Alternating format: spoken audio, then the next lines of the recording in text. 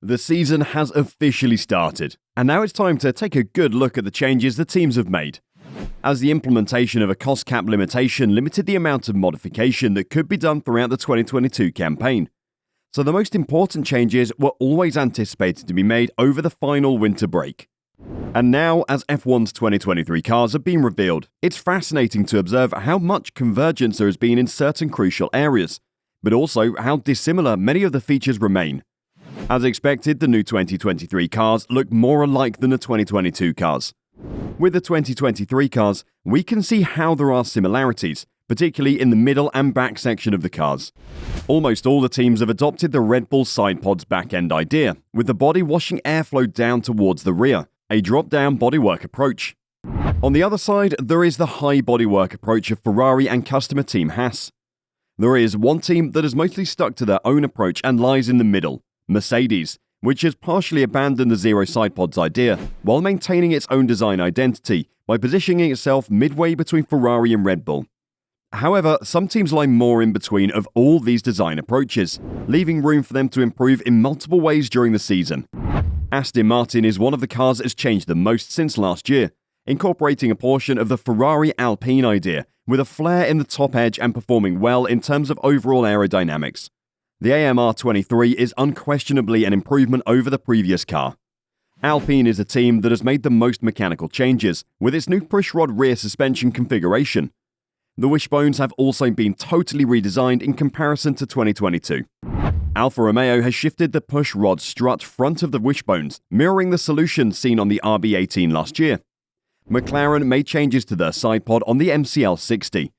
The critical work has been completed in what is known as the undercut beneath the side pod, with McLaren assuming most of the design of Red Bull's RB18.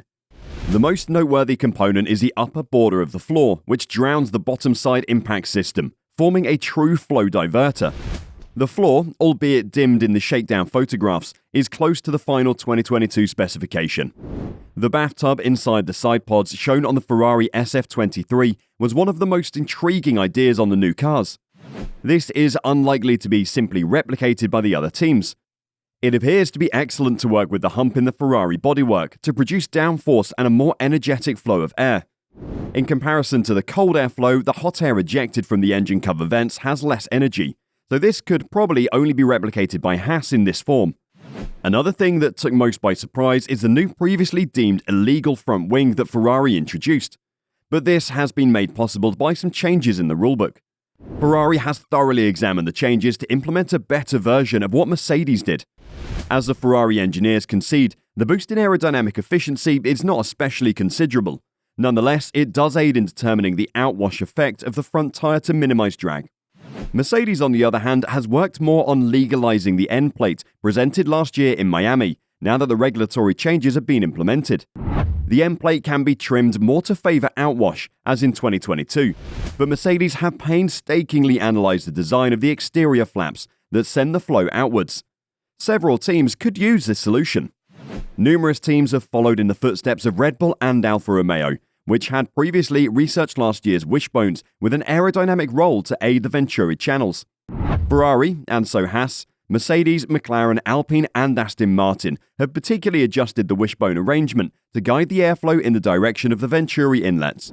Ferrari and Mercedes have realigned the steering rod with the lower wishbone to improve the cleanness of the flows at the highest area of the suspension, where the air lifted by the front wing flaps passes.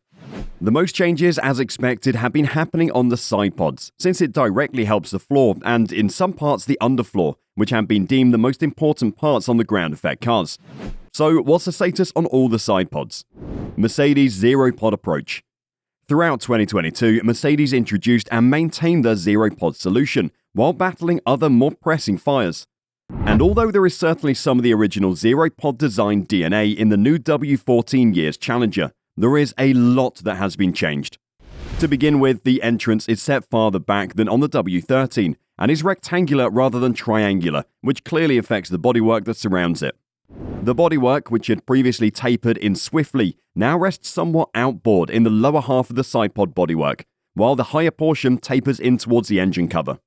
While Mercedes designers were compelled to reconsider the concept for 2023 and potentially be more conservative in some respects, it's still a very different configuration than the drop-down bodywork or high bodywork structure seen elsewhere.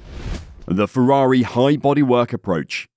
Ferrari's sidepod solution impressed when it made its debut appearance last season, since it looked significantly different to the forms that we've become accustomed to over the prior several years. The employment of cooling grills within the sunken bathtub-like structure was also indicative of the new laws that enabled their presence once again. During the season, the Scuderia optimized the depth of the undercut and rear pod section, as well as putting blanking plates on sections of the gills, depending on the needs of the circuits visited. It also seems unaffected by several of its competitors altering strategies last season, so it's no surprise that it's forging forward with a similar strategy this season. Yet, as predicted, it has a few new tricks up its sleeve, with the side duct the most prominent of them. This is most likely linked to the lower vertical intake behind the chassis to assist in drawing up airflow from that area. Haas had previously followed Ferrari's lead in 2022, when its revised bodywork debuted at the Hungarian Grand Prix and included a bathtub-style solution.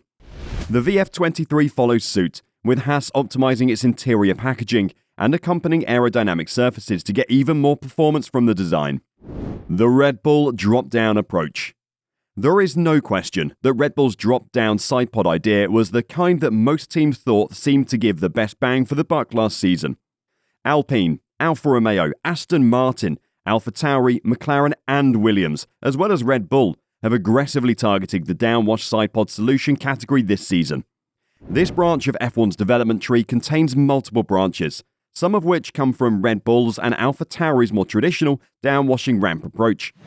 This was the approach used by the likes of Aston Martin, McLaren and Williams for the 2022 season, with Alfa Romeo entering the ranks for the 2023 season.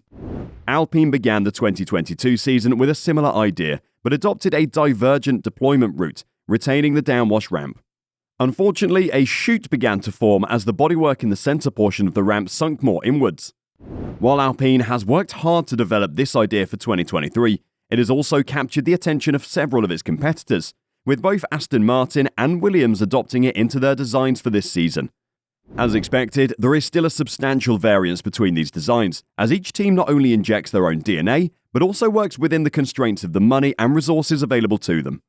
This has led to various alterations to Williams' sidepods. When it began over with this year's chassis in keeping with the new sidepod design, it had the chance to repackage its internal sidepod components, such as radiators, coolers, and electronics. As a result, the entrance has a significantly deeper undercut, and a ridge is formed on the sidepod's flank to produce the chute that feeds the downwash ramp.